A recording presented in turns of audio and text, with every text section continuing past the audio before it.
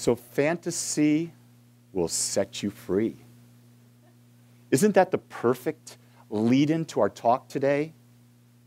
And our talk title today is, why is it that prayer doesn't always work? What is it that makes some prayers work and others not, or some people get it and others don't? I think the key is, can you live in the fantasy? Can you live in the fantasy and not live in the reality? You see, reality is not necessarily what must be. It happens to be only the experience in which we're living. And reality doesn't have to stay there. People say, you've got to be real, you've got to be real, you've got to be real. Wait a second. When you're real, you're stuck. When you go into fantasy and you start recreating in your mind this new idea and you live in that fantasy after a period of time becomes your reality. And so we look at this idea of prayer and how does that work. So we're going to start at the beginning and build a foundation, and from there we're going to grasp this concept so we can use it more effectively in our lives. And at the beginning we understand that we live in a spiritual universe. We understand that there is an infinite beingness, a power, a presence, a consciousness, an awareness that creates all things out of itself and is always there. We understand that this creation takes place from this idea of what we call law, that aspect of the divine that is impersonal, that takes whatever we desire and we put our firm commitment behind it and it creates our experience. We realize that we are free when we acknowledge our oneness with God, the power of God that within us, and we have the practical ability through our words, through our thoughts to create that. Whoa, isn't that a powerful way of looking at life? So what you are seeking is within you. There is not a Savior outside of you. No one can save you, and you can't be saved. All you're doing is becoming aware. You see, it's not about growing and becoming something. It's not about finding something new. It's about becoming aware of that which you've always been. So the saving, the rebirthing is really the awakening within us to the divine power that's always been with us. And so the idea comes, so why doesn't prayer work? Well, first, let's define prayer. We define it differently in religious science than what you may have been brought up with if you came in with a Christian faith or whatever faith is. There is no beseeching, there is no asking. Because to beseech and to ask means you are appealing to something outside of yourself. Well, there's nothing outside of yourself that gives a hoot. There is nothing outside of you that gives a hoot. There is an impersonal law that is responding to the sum total of your consciousness. And when you shift your consciousness, you will generate a whole new experience. So the idea of beseeching and asking is, are you asking yourself for something? Well, no. From that point of view, we talk about that you declare. You command the power. I know that I am that now. It's not in the future. I am that now. And so the whole purpose of prayer is to change our subconscious mind. And we've been talking about this all month, but let me reiterate it because we do have new people here. And that is the idea that it is not just our conscious thought that creates, which represents 5% about what we think, but it's also our subconscious, which is 95% of what's been stored in our mind. And that's been stored there through our families, through the news media, through our past lives, and all of that. And most of this is happening in our lives by habit. Almost everything we do in our lives is habitual. When you wake up in the morning, you go to the shower, we have a habit. For me, it's grabbing the bar of soap and it goes into the left pit. What's yours? Some people may go to the right pit. Other people may never pick up the bar of soap. It's an interesting thing. Everyone has a different habit. Everyone is unique, but it's an unconscious habit. I use that as a small example because everything we do is habitual. The question is, are they habits that you've chosen? 99 out of 100 people fail when they do prayer. That's a study that I researched.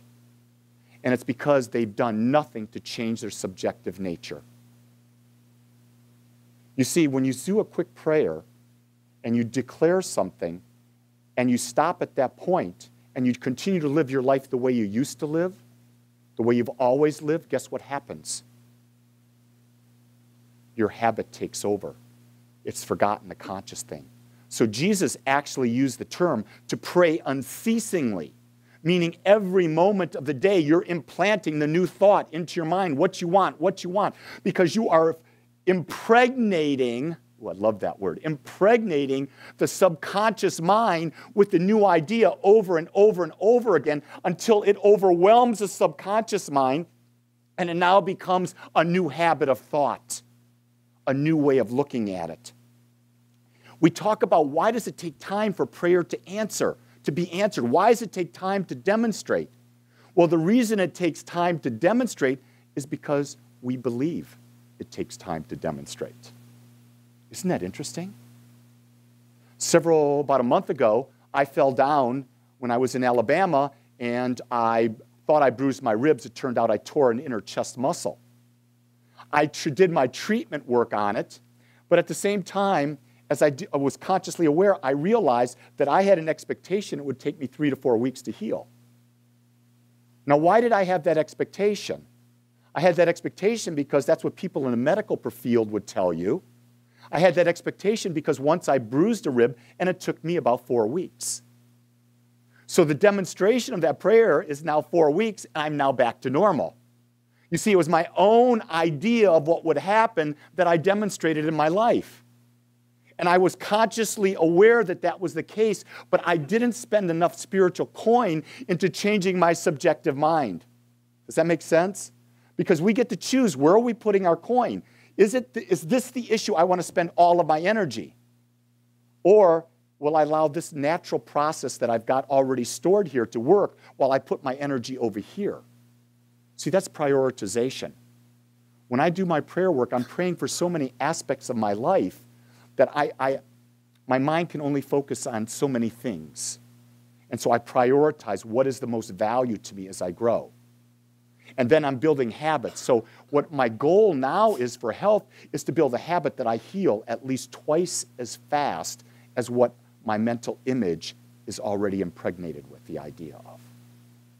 So I'm making a step in that direction. I'm taking a step there. And I made a conscious choice to put that there.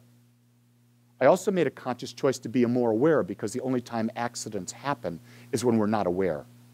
When we go into a habit of being and we become distracted, we don't demonstrate what we want. Successful prayer is consciously choosing your thoughts in every moment. You see, every thought is a prayer. Every action is a prayer. Everything we think, do is a prayer. Why? Where's it all going? Into the subconscious mind. Everything we do is feeding the subconscious mind in every moment of every day. It's going there. And whatever's going in there is going to form the tendency of how we live our lives. Isn't that interesting? What are sports events? They're to take your mind off, to make you unconscious. What is television? It's to make you unconscious. What are a lot of things that we do? They're there to make us unconscious. It's a distraction. It takes our mind off of it. And said, the greatest gift that we've got is to consciously choose what we think and put into our mind, not to be distracted by things that are not what we've consciously chosen to feed. Is that making sense? You see, we're surrounded by a materialistic world, and materialism is wonderful. But how it affects us is our choice. What we allow to demonstrate in our lives is our choice. What we eat to nourish our bodies is our choice. Are we unconsciously eating, or are we making it a conscious choice of what we feed ourselves to feed ourselves health? Are we responding to our partner or to our children consciously out of a state of unconditional love? Doesn't mean you don't speak the truth. In an instance that I had with an individual, they said this was happening in my life with this person.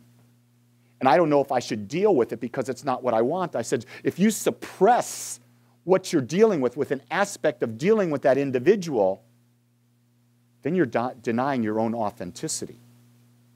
then what you're saying is you're not worthy your own self-love. So yes, speak your mind, but speak it without judgment.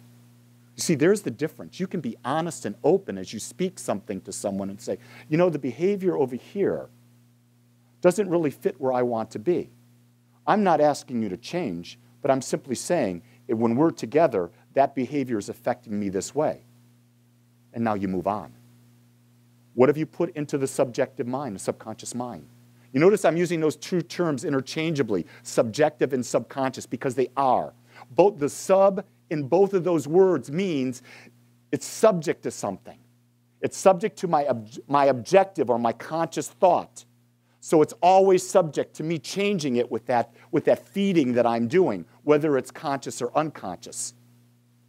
So I want this mind to be subordinate to me, and I want to be aware that it is subordinate to me by consciously being aware of what I'm choosing to think, do, and act on.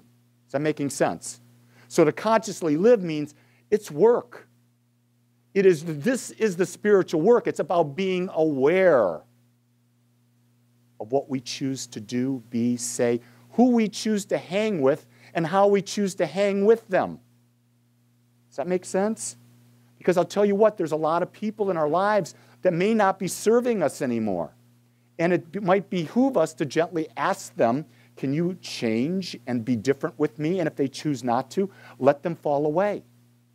Because those people who are not serving are feeding what? Your subjective mind. And do you want to continue on your path, or do you want to release that and come to a new path? I would venture to say that you all are individual creators and you value your ability to create, and you're here to enhance that creative ability so that you can express and experience things at a deeper level, more consciously chosen than driven by society around you. I think this group of people, I think what's really special about Agapeans is Agapeans choose not to be victims. I think that's the real critical thing that we're talking about. We are not victims to anything. We are creators. Because that's what the divine is, and that's what prayer is about. Prayer is about the conscious use of thought to create our lives. That's all it is. It's directing the creative process. There is no magical formula. We teach a form of prayer, yes. We call it spiritual mind treatment. But to say that's the only form of prayer, that is not the only form of prayer. Your next thought is a prayer. Your next action, your next hug, your next curse word, your next bitch, your next moan. Those are all things, because here's the thing.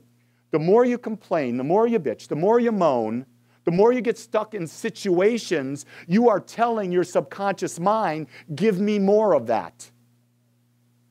Think about that. When you're ill, and you're talking to everyone about how painful it is, how painful it is, how painful it is, what's your subconscious mind hearing? Pain, pain, pain, give me more, give me more. It's okay to admit to yourself, I'm in pain. Don't deny that. But now focus on where do you want to take that. I choose to heal. I'm healing. Someone says, how are you doing? You could say, I'm getting better in every moment. No lie there. You're not lying about it, but in every moment you're getting better because you're shifting your thought, one thought at a time. And with every thought, you're changing your consequence. Because in the subjective mind, what I understand is, as you put one thought there, another thought there, as soon as you get to 51% of the thoughts there are now different, you start having the new experience.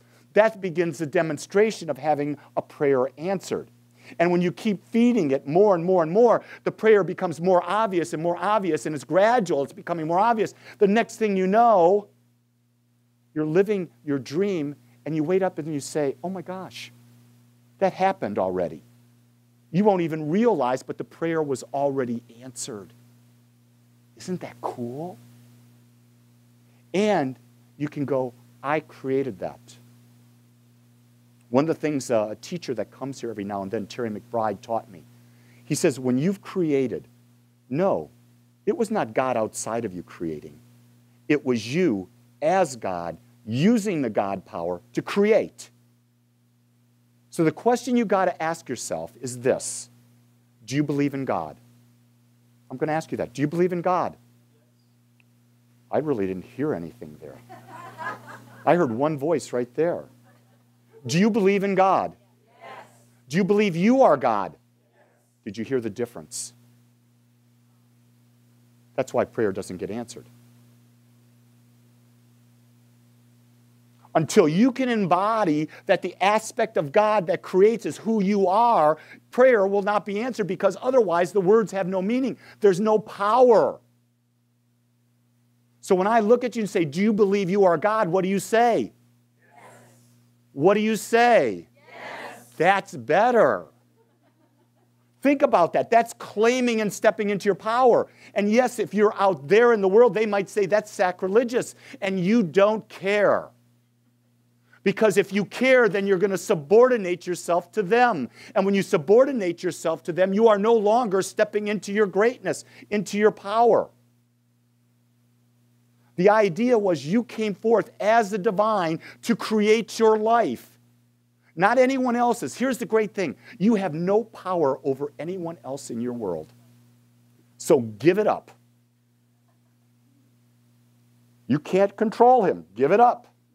You cannot control him, so give it up. The idea is when you control yourself and you create this magnet of love, this magnet of abundance, this magnet of health, this magnet that is pouring out the talent that is unique to you, you can attract anything that is like it. You cannot attract anything unlike it. It won't be a part of your life. Someone was saying to me the other day that you really should have a burglar system on your home. And I said to them, why? They said, because in case. I said, there's no in case. My home is surrounded by love and light. No one will ever enter my home to do anything of that nature. The only reason people come to my home is to experience love. We have that intent as a country. Think about that. If instead of talking about all this immigration reform, if we had the intent that no one comes into this country other than to express love and joy, and if everyone came into this country and was expressing love and joy, would we be abundant? Most definitely. Would we be harmonious? Would we be thriving? Would there be any conflict? No. So it's not about building laws, it's about building love as an expectation. So when we look at the idea that happened in Boston with the Boston Marathon, what do we build around that? We build that every marathon, every sporting event is surrounded with love. We go to cause. You see, cause is what creates. That's what we teach here at Agape. Cause, then effect. You cannot treat effect and have it change until you've changed cause. The only thing that can cause murder is hatred. The only thing that can change murder into life is love. You see, our prayer should be centered in love. Because when it's centered in love, it's centered in God. Because God only knows love. There is no hatred in God. It's just the absence of love. It's like in darkness is just the absence of light. There's not dark. There's just the absence of light. The same thing in love. There's only love. There's no hate. Hate is something we make up because we think it serves us. It's the duality that we're in. It's that magnificent paradox that we live in of choice. Because that's why we're here. We're here to express the divine. And in order to express the divine, we must have choice in our lives. Because choice allows us to be a creator. Without the choice, we would just be. We're not here that. We're here to create and to experience life. I believe that the key to a successful life is understanding the creative process. And the creative process is understanding that God is all there is. If God is all there is, then we are one with that. We are the individualizations of that using the creative power. And then it's through our thought, our actions, and our unconsciousness that we're constantly shifting in every moment. And when we shift that, shift happens. Pretty paradoxical, little play on words there, would you say? So people around the world, when they watch this talk, are going to say, shift happens. Maybe that's the agape bumper sticker that we'll make up. Shift happens. Can you imagine 100 of us with bumper stickers like that? Where is the shift? Come on, I got to get me some of that shift. Well, I'm going to roll with shift right now, but because it's about shifting what's in our subjective nature. It's shifting that subconscious mind. When we shift it, we will no longer have in our life. So when people ask you, how do you pray? You simply, I pray by the very essence of who I am.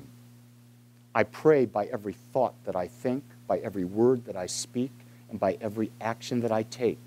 And all of these actions, words, and thoughts are all toward love. And me being the highest expression of love.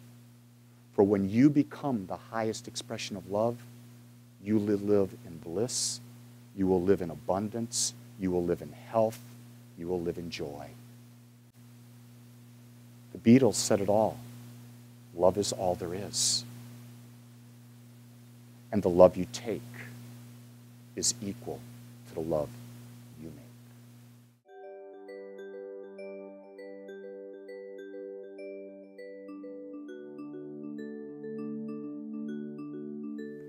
I want to thank you for joining us today. I am so grateful that you took your time to watch or listen to this message. If you found this message beneficial, I would ask you to go to our website. Once there, click on the Contribute button and experience the joy of conscious and purposeful giving. It is through your gifts that we are able to bring this message to the world.